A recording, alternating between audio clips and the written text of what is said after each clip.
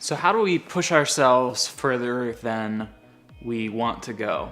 How do we push ourselves further than we think is possible for ourselves? I've been thinking about this a lot myself because I've been thinking about the format of this channel and whether or not I'm getting the most value out of making these videos every single day. I'm not saying that these videos are the easiest thing to make in the world, but I've done so many of them now that they are pretty routine. I can get in front of the camera, I can start talking and turn out a video and kind of check that box off on my list. And I've been doing these videos for enough weeks now that this is comfortable. It's very comfortable. And that's where I'm starting to think about how can I continue to push myself further than I want to go, because I want to just stay in this comfortable space. I want to be here and be able to say, hey, look at me, I'm doing the thing that I said I would be doing.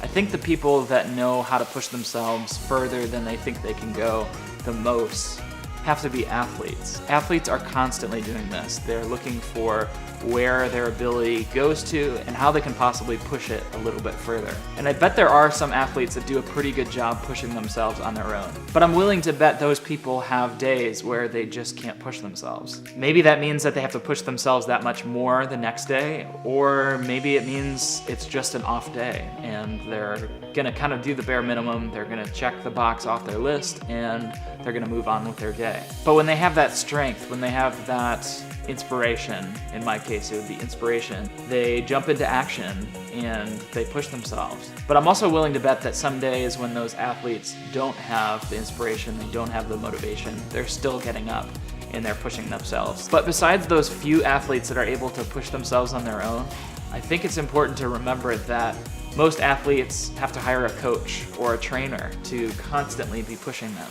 to constantly be challenging them. It's a form of accountability, but it just makes sense. As soon as we get to the place where we say we can't go any further, we don't have what it takes, the trainer is able to say, but you have to. You're going to go further. You do have what it takes. So if you find yourself struggling to push yourself, maybe you need someone in your life that can act as that trainer. Maybe you're doing creative work like me and you need someone to say, hey, what are you doing that's new today with your video?